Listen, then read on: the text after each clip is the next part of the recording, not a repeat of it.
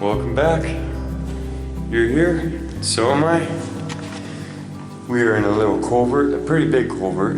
Busy road overhead. Everything on that side is kind of heavily trafficked and very visible from the road. And everything on this side, less picked through, less traveled, and less visible. So, we're gonna see what there is to see. Got a rock hammer. Got my gold prospector's prospecting bag. Oh, nice. Watch out for big boulders flipping on you. Anyhow, this is one of those creeks around here that's got a lot of calcite, a lot of silicates, and they just re-cement themselves together. So these were all loose rocks. I mean, not millions of years ago, really recently. Like, these rocks can roll, break loose, land, and then re-cement in a few years. You can see here the process where it's evaporating away. And I mean, this stuff, I live around in this region, and this calcifies all of our faucets and everything. But it also builds awesome travertine beds and stuff. So anyhow, these are all individual chunks of serpentine. We are in a mostly serpentine hillside, knowing that so many other minerals come with it, and that it erupted up through with many other volcanic igneous rocks through the sedimentary layers of the coast. So there's a lot here. Oh, and this is one of the ones I wanted you to see.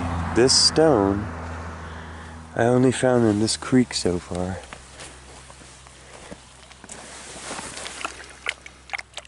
And it's got a metallic sheen to it.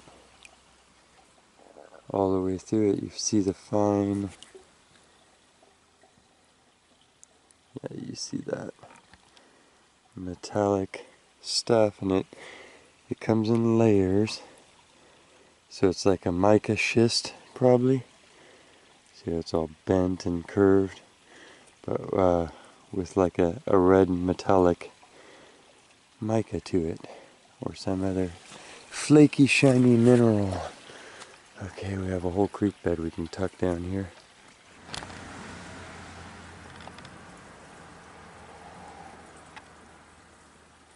Lots of quartz, lots of massive quartz, and then crystal quartz. Very milky, but I mean, this is a canyon where we've hiked, and I've shown you whole hillside boulders made out of quartz. So, very pure too. Here's a small piece to reference. About that pure. Not see-through, but relatively pure to its milky self. And then lots of serpentines, of course, and serpentinites, the more pure forms. See a flaky little layer of this. I think we took the bush side of the course here. We need to take the other side. You can see just the absolute massive layers of serpentine. That's as green as it's appearing. Just huge boulders of the stuff.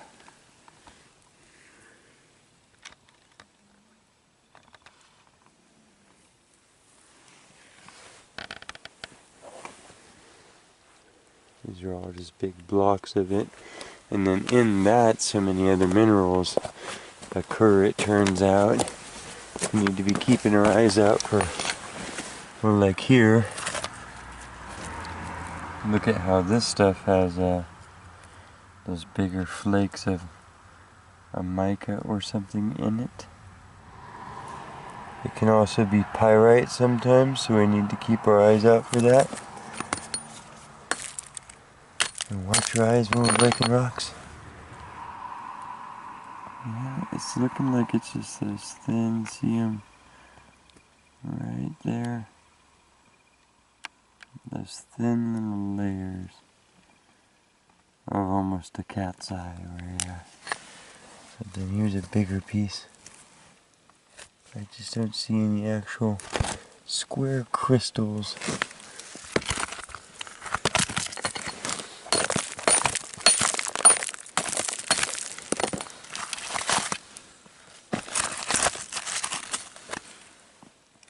But pretty stuff. But I mean, yeah, the canyon is made out of this. Yeah.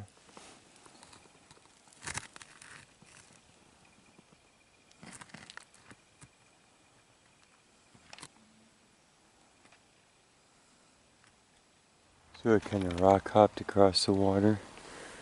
And we have this little channeled work up here. And a lot of very quartzy infused schists. Very thin layered sediment rocks, and it's just super baked and super heavy. Lots of silicates in it.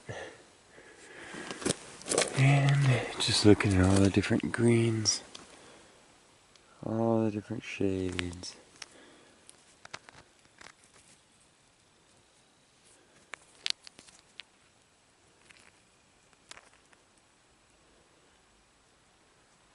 Because of its volcanic nature, there isn't a whole lot of chert in this particular canyon. So when we find these little hard-boiled pieces of green silicate, we know that we are getting way closer to a jade creature. For sure.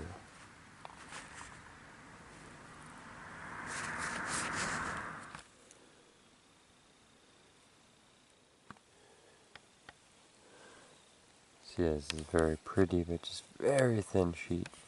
Like paper thin on top of there.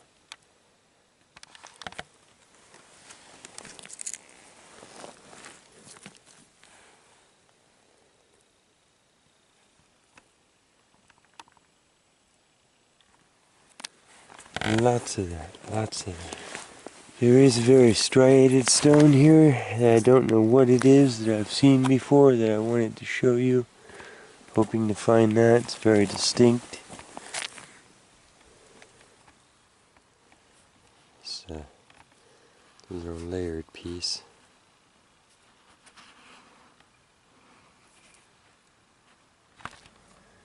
So here is another one of these golden schists. Coppery, red, golden colored. Real pretty. We're going to bring it home and cut it. See how pure and cuttable it is. Bet you it's soft. It's another piece of its golden goodness. That one looks like it's been small for a while, and so the weathering has gotten deep on this particular piece, but we'll take it. And it can wait in the garden. Oh, here is a big piece. It's mica not showing up. I'm assuming it's a mica. It just might be huge amounts of gold and silver lost in there, who knows. But yeah. We're going to have to put that in the bag and carry that with us.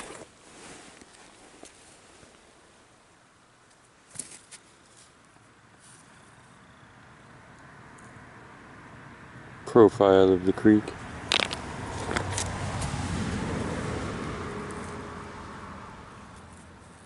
You can see that's a sedimentary rock, but cooked hard. So that's what we're in.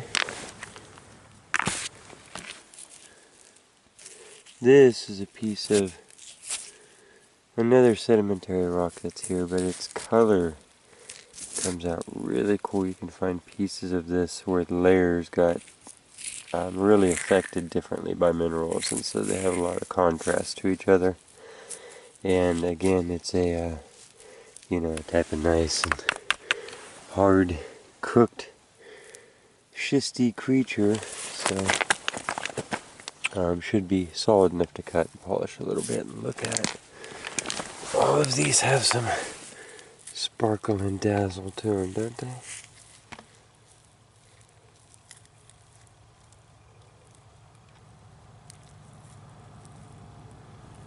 We're looking at little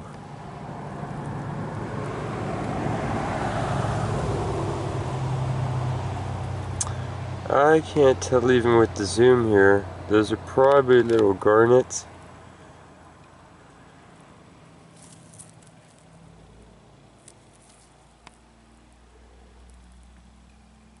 That are also in this.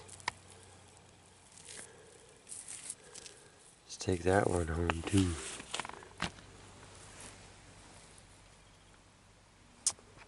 Yeah, I cannot tell if those are little iron or little garnets.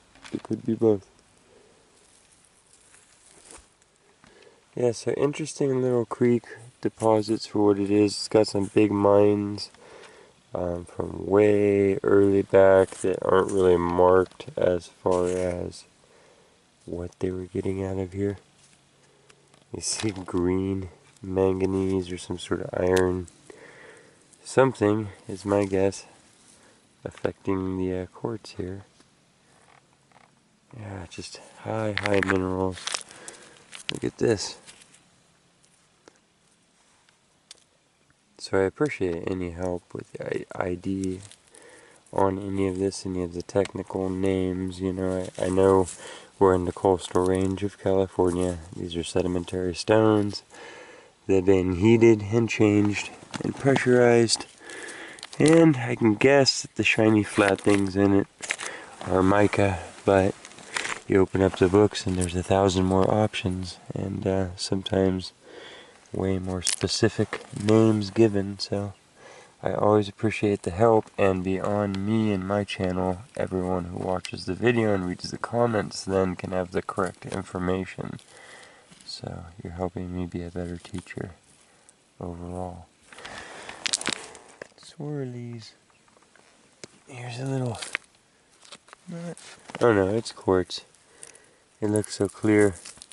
Thought it was chalcedony for a second, but technically just a massive quartz. And a thin line here, you know what I'm talking about?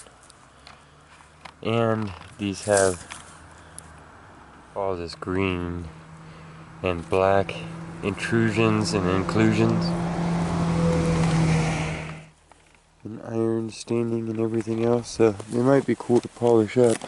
I did just get a huge order of grit to refresh our supply and get the tumbler spinning again, so that's one of my favorite things to use the tumbler for, is to gather samples, and then instead of having to cut them, you know, you can just polish the outsides of them and get the window inside and learn even more about their mineral makeup and everything that way. Just get a better view, you know? Things like this might be way more fun when we can see inside.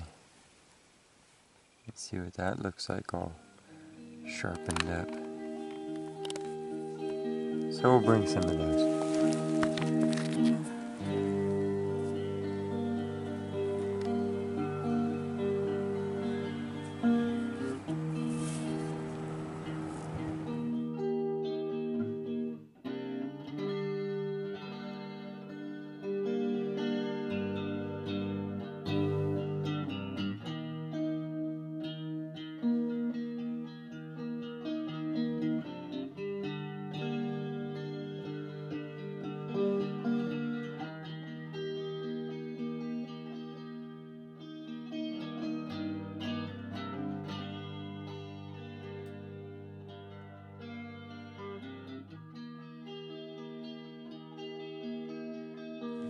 Beautiful colors.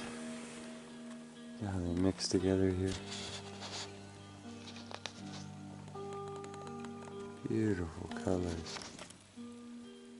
It's a thin layer on there.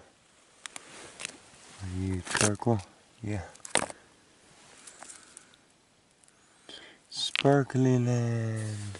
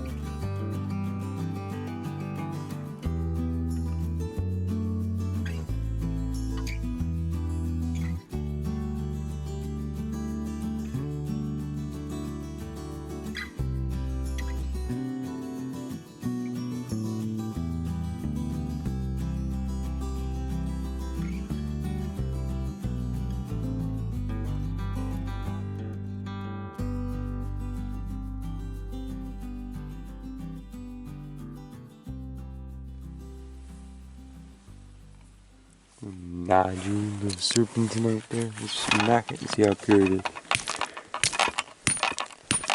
You mean the serpentine like that?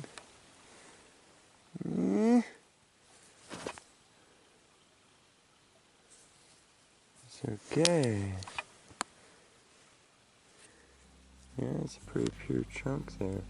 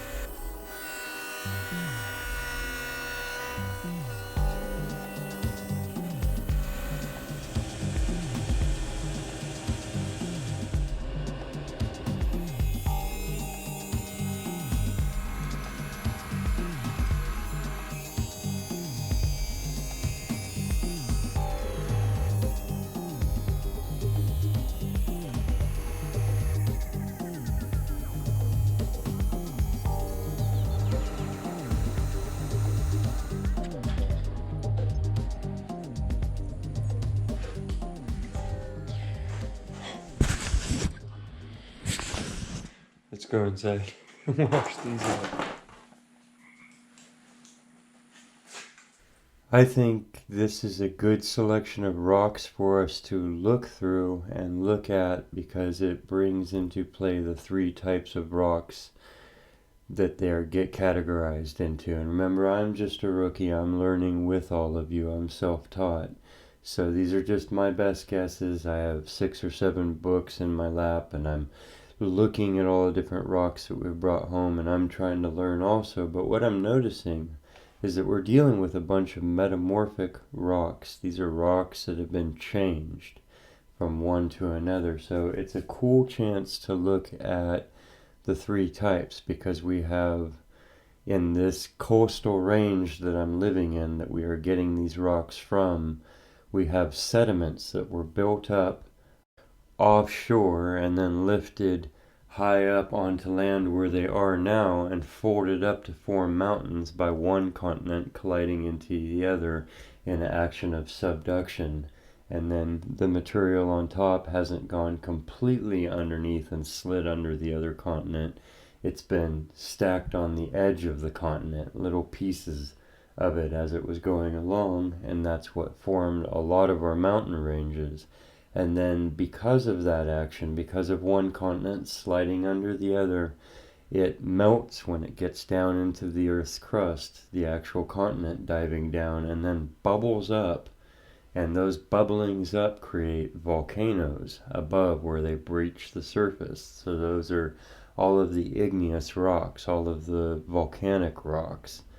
This means that California itself is basically sedimentary layers, so sedimentary rock that then has volcanic rock bubble up through it. And the pressure of all of those mountains sitting on top of the rock can change it, and the heat from all of those intrusions, those bubbles of lava coming up as one continent slides under and melts, as they're going by the rocks, they superheat it and change it and melt them, and so you get the swirlings and the twistings. Rocks literally liquefy and re-solidify at that pressure and depth and heat, and new crystals form. And so this is a chance to look at those three types of rocks in the cycle. You have fresh volcanic rock that has bubbled up. You have the rocks that were layered offshore, lifted up, and are now melting down and being pressurized and swirled around. So they're sedimentary rocks that are being metamorphosized into metamorphic rocks, meaning that they've been changed by the heat and the pressure. So it's a good chance to see all three of them in their separate plays on each other. This is our chance to check all that out. Remembering that the sedimentary rock is just part of a cycle, so it once was volcanic rock or metamorphosized rock, which ground down through erosion, washed offshore through rain, more erosion, rivers, tides, everything else, got laid down on the bottom of the ocean, and then lifted back up once it had formed its layers of stone from itself. And these are the things that we're looking for, and then lava bubbles through that and changes it all, heats it up, recrystallizes it, bends it around. So these first pieces that we were looking at with all the mica in them, I believe to be phyllite. And so this is a less dense or less fine-grained material than a slate would be. I believe slates are basically what happens when you have fine clay material that turns into a sediment rock. And this would be material that's higher, a bigger grain size, larger particles, quartz and mica and things like that in it. So moving up more towards a sandstone as far as particle size.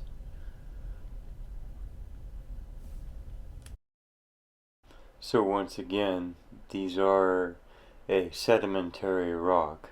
These are particles that were washed somewhere and then laid down as layers and became a stone.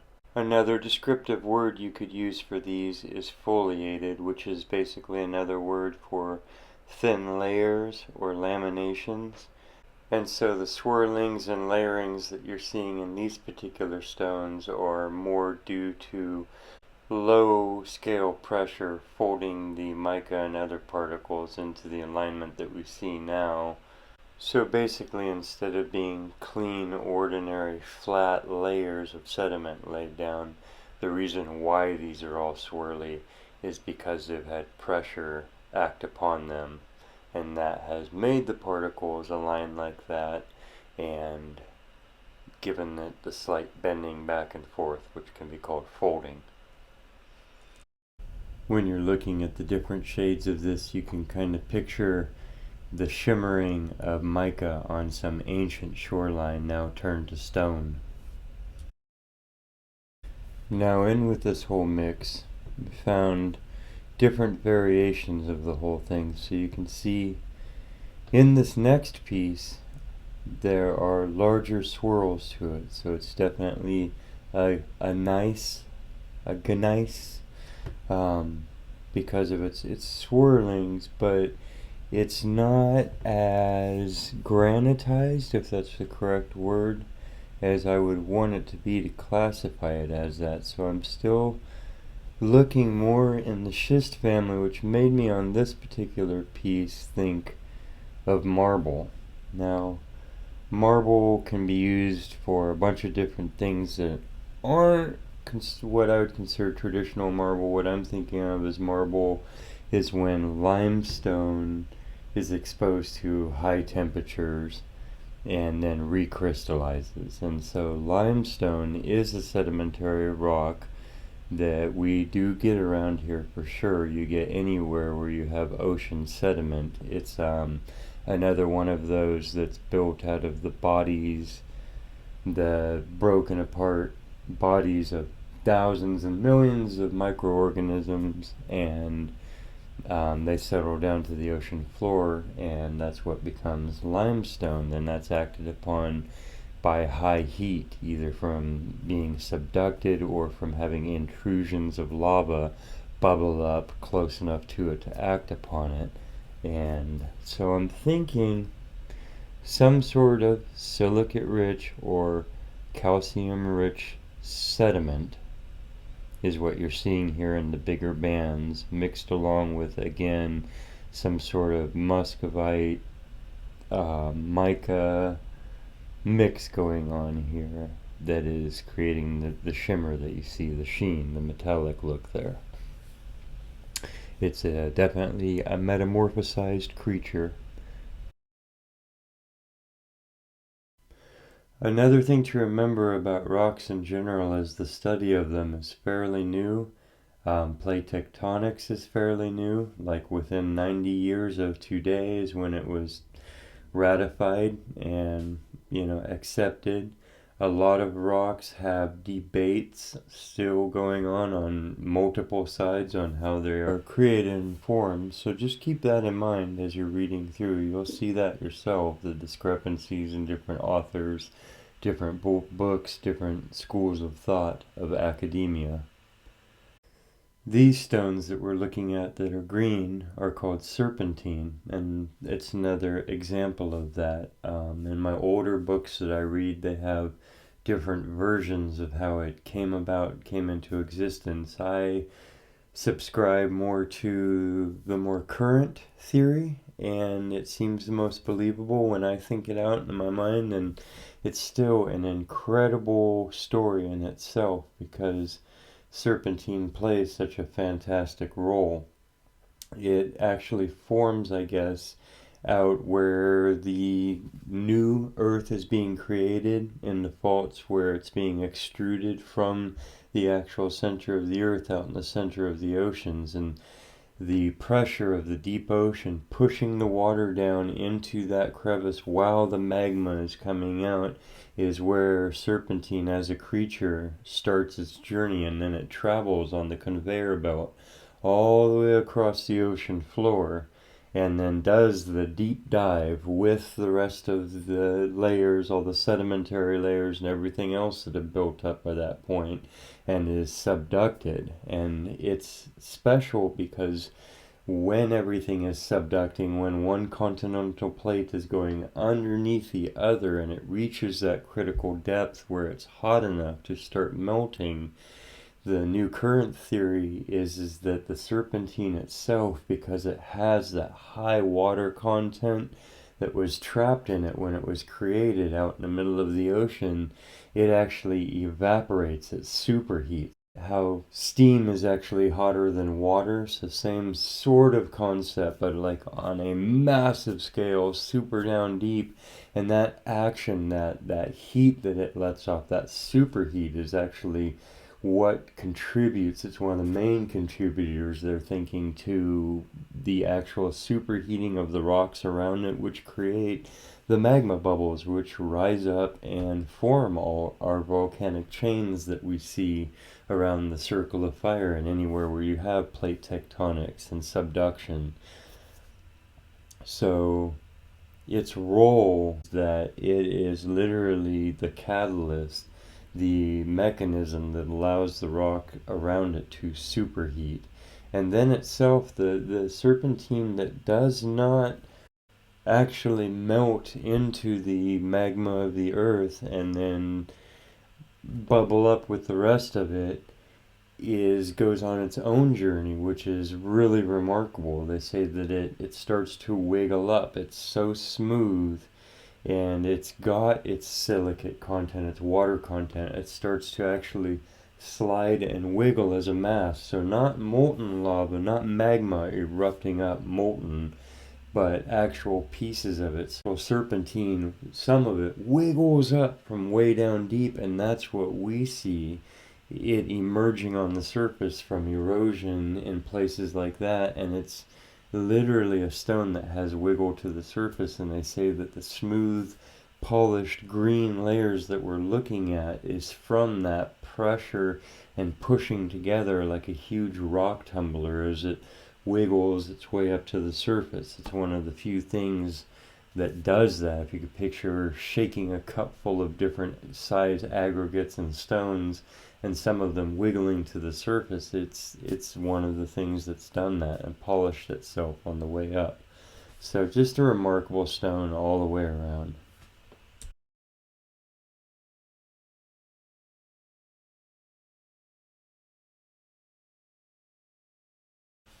And then we're going to look at more of what I'm classifying as a phyllite. So to understand it, let's say slates basically like are the different layers of the fine clays and the super fine muds, and they have set up in flat layers and then compressed down with pressure, and so you get a slate. And then I think this phyllite is basically in between on its way up. Some sort of scale and degree of how it's been acted upon by heat and pressure, how it's been metamorphosized.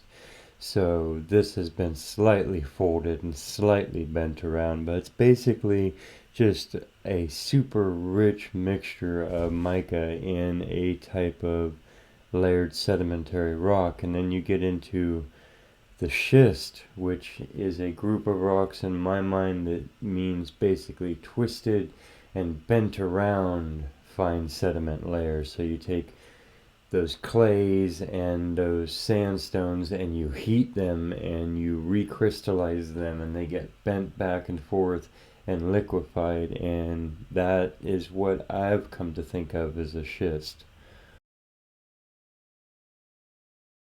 So I believe this phyllite is right on the edge of that. You can see the more extreme folding highlighted in some of these pieces where the brown and the gray are contrasting with each other. And I am reading that along with mica, chlorite is one of the other main things that's occurring in here that's giving it its gray and its green.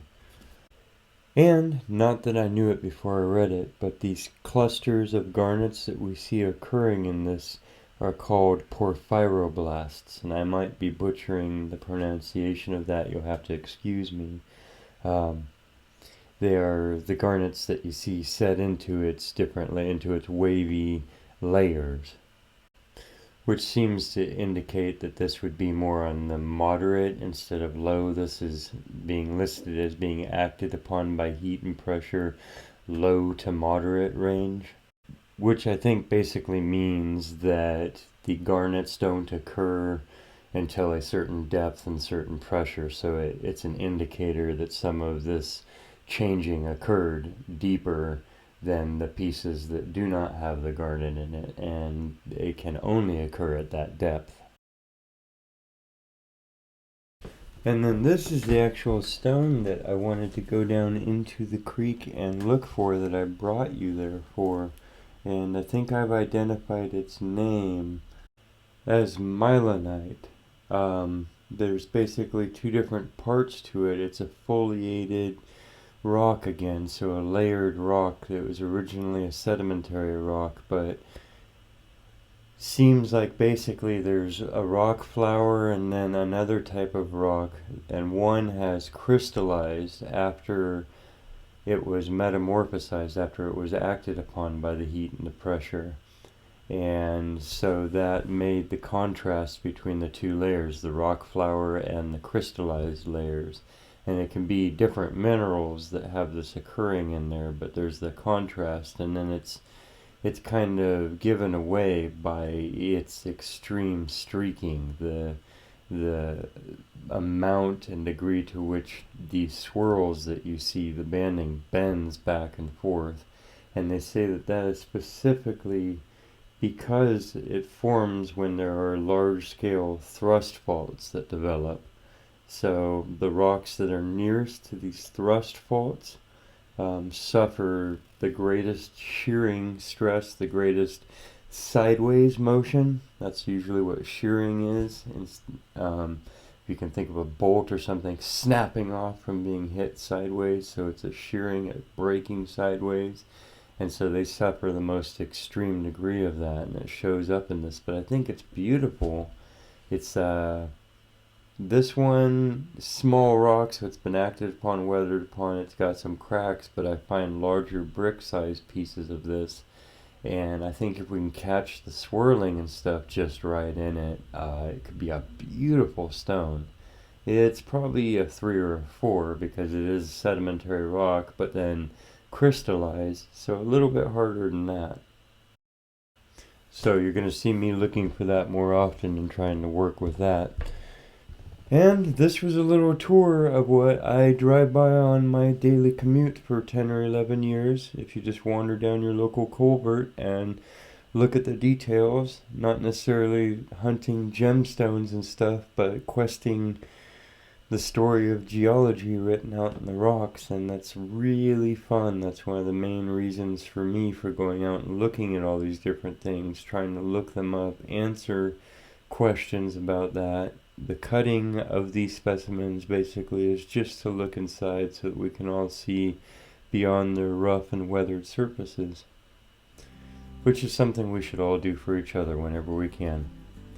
So if you enjoyed this, please give me a thumbs up. That's one of the main ways that you can help my channel grow, is by continuing to give it a thumbs up, clicking on that little like button if you did. If you didn't, that's okay. And if you haven't subscribed already, please consider subscribing. That also helps a great deal. Other than that, take care of yourself, take care of each other, and I will see you on the next adventure if you are so inclined to join me, which I hope you will.